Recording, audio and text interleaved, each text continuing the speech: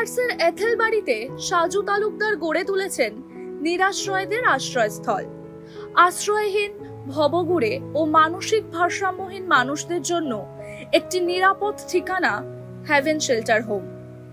2014 সালে এক ভবঘুরেকে আশ্রয় দেওয়া থেকেই এর যাত্রা শুরু।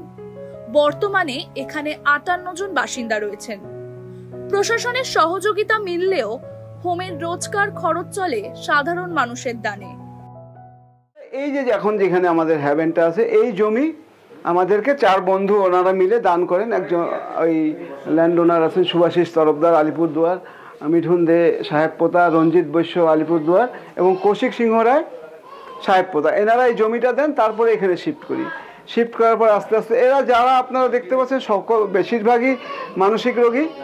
এতজনের এই যে চালাতে যে খরচা কিভাবে চালাতে এটা সম্ভব শুধু একমাত্র ঈশ্বরের ভরসা আর সমাজের কিছু সহায়তায় মানুষরা আছেন, তাদের সাহায্যেই চলছে। সরকারিভাবে আমরা এদের খাওয়ার খরচা পাই না।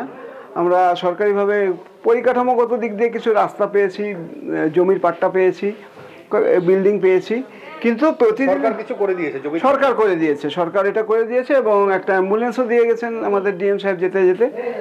এখন আমার 58 জন আবাসিক, তাদের মধ্যে 6 জন একদম চলতে পারেন না, আর বাকি যারা আছেন তারা মানসিক রোগী। আপনি ভবিষ্যৎ পরিকল্পনা কি, মানে এই যে এদেরকে নিয়ে রাখছেন করছেন, ভবিষ্যতে নিশ্চয়ই একটা চিন্তাধারা আছে? হ্যাঁ, ভবিষ্যতের পরিকল্পনা কি, আমাদের দেশে বলেন আর পৃথিবীতে বহু মানুষ আছে যারা রাস্তায় পড়ে আছেন, তাদেরকে একটা আশ্রয় দেওয়া, নিরাশ্রয়কে আশ্রয় দেওয়া। যদি সরকার এগিয়ে আসেন তাহলে এটা বড় মাপের একটা করা যেতে পারে, যাতে আমাদের এলাকায়, আমাদের ডুয়ার্সে অন্তপক্ষে যেন কেউ রাস্তায় পড়ে না থাকে। এটা আমার একটা স্বপ্ন। সবাই রাস্তার পুলিশ প্রশাসন দিয়ে যায়, যারা পায় মানসিকভাবে ভারসাম্যহীন রাস্তায় ঘুরে বেড়াচ্ছে তাদেরকে পুলিশ তুলে আমার এখানে দিয়ে যায়, তাদের চিকিৎসা করা হয়। চিকিৎসা করার পর তাদের স্মৃতি ফেরার পর তাদের বাড়ি পাঠানো হয়। সম্প্রতি নিউ জলপাইগুড়ির এক স্বেচ্ছাসেবী সংস্থা খাবার ও ঔষধ সরবরাহ করেছে।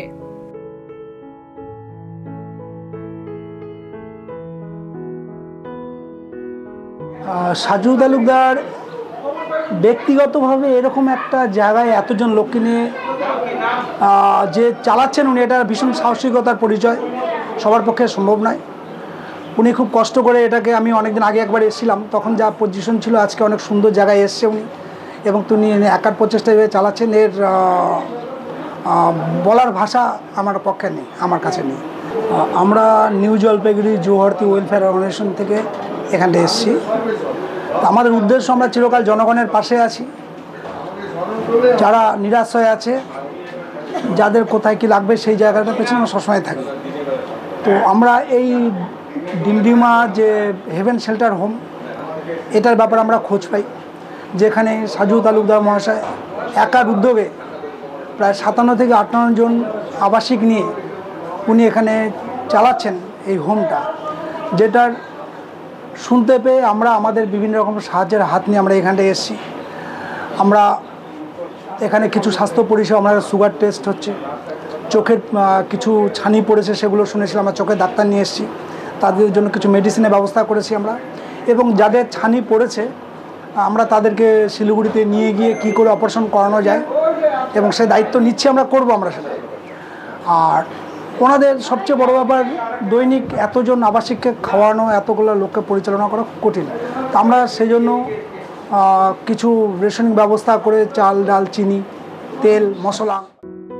সাজুর কাজের স্বীকৃতি স্বরূপ সৌরভ গাঙ্গুলি তাকে দাদাগিরি শোতে আমন্ত্রণ জানান। এখানকার এক আবাসিক প্রাক্তন নার্স শালভি এখন অন্যদের সেবায় নিয়োজিত। টাইমস নাও খবর।